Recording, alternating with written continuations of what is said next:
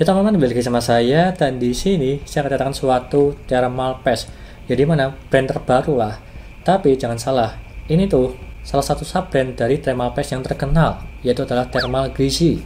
Dan ini adalah produknya juga yang bisa dibilang harga terjangkau lah daripada membeli yang Thermal Greasy, tergantung budget kalian. Kalau misal terbatas, pakai ini aja nggak masalah sih, karena ini tuh juga sama-sama satu pabrikan dari Thermal Greasy juga yang memiliki performa bagus tapi harga masih terjangkau. Untuk produk yang ada di sini, ini adalah Polar Therm.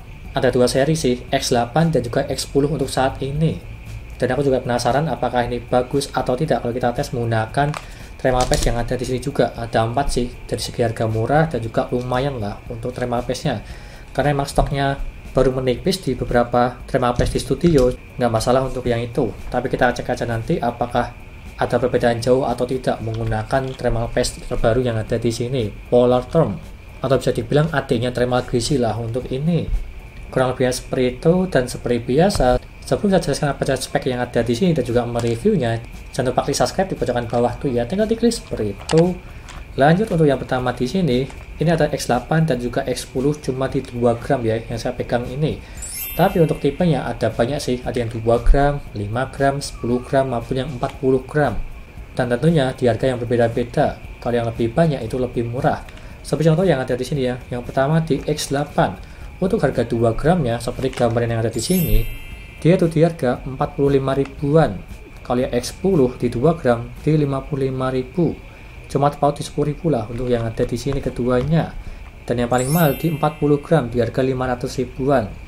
Tapi kalau kita bandingkan harga 2 gram sama 40 gram, emang jauh banget sih. Lebih murah membeli langsung ke 40 gram. Tapi tergantung kebutuhan kalian ya. Kalau kalian servis laptop atau komputer yang dimana lebih ke thermal paste, silahkan beli yang 40 gram. Tapi kalau untuk di PC utama kalian, untuk sekali 2 kali pemakaian, ya pakai ini aja udah cukup sekali sih. Di 2 gram aja. Bisa diaplikasikan di 2-3 kali. Intinya seperti itu. Dan juga garansinya ini dari Berlian.com. Ya pastinya kalian tahu lah. Yang dimana tersebut distributor resmi dari IT Cooling, Thermalrec, serta yang lainnya. Seperti gambar yang ada di sini tokonya ya. Dan juga sekarang sebagai distributor dari Polar Therm yang akan kita review habis ini. Dan yang pertama kita buka dulu dari segi seri X8 dan juga X10. Dari segi isinya sih sama aja ya. Cuma yang membedakan dari segi warnanya aja. Seperti contoh yang ada di sini, ini X8. Di bagian dalamnya tersebut dia ada aplikatornya juga untuk mengoleskan thermal paste di prosesor kalian supaya lebih simple lah. Berbeda pakai spatula yang ada di sini. Tapi kalau aku pribadi lebih suka pakai spatula sih untuk meratakannya. Lebih simple itu sih. Di bagian dalam ada kertas petunjuknya juga ini ya, tata caranya dan juga ada berbagai bahasa. Kurang lebih seperti itu isiannya.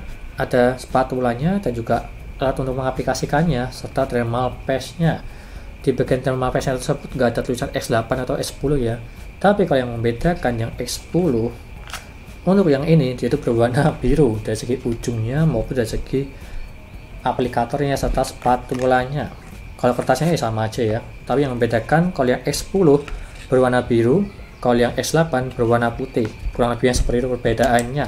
Meskipun di bagian ini ya dia itu nggak ada tulisan X10 maupun X8. Itu sih yang membedakan ya. Tapi dia itu bentuknya keren dari segi suntikannya. Seperti itu aja, nggak usah berlama-lama. Kita lanjut ke pengujiannya dulu.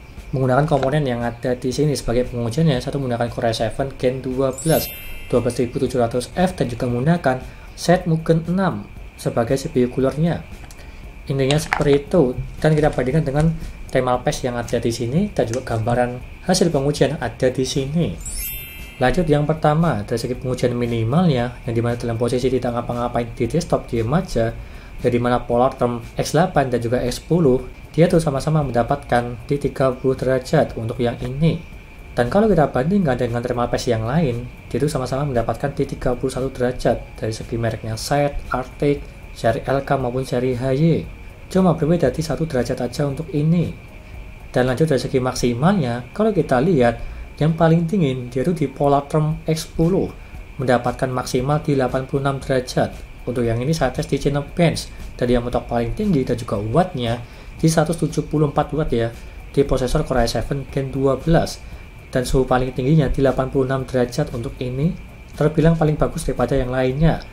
Kalau yang serinya X8 Polar Therm di 89 terpaut di 3 derajat.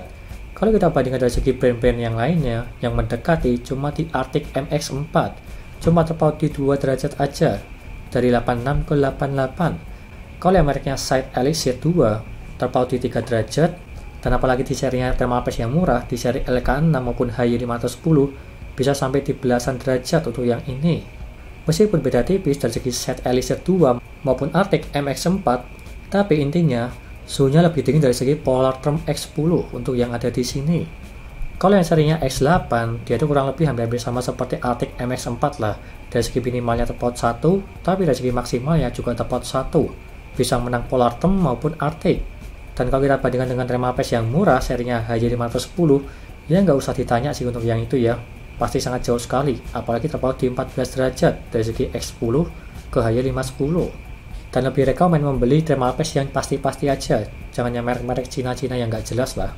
Apalagi yang serinya LK6 itu. Meskipun performanya lebih bagus daripada HY510, tapi dari segi harganya, dia tuh 1 gramnya cuma di 10.000. Tapi malah lebih bagus mereknya Set yang sama-sama harga di 10.000 juga per 1 gramnya. Seperti gambaran yang ada di sini. Dan lanjut ke kesimpulannya, apakah ini rekomen atau tidak? Kalau aku pribadi terbilang ini rekomen sih, yang apalagi yang serinya X10. Dari performa dinginnya paling bagus daripada yang ada di sini. Dan kalau kita lihat dari segi harganya, yang paling mahal itu Polartherm X10 yang ada di sini di harga 28.000 untuk per gramnya. Dan dari segi data tadi yang hampir sama di 27.500 itu adalah Arctic MX4.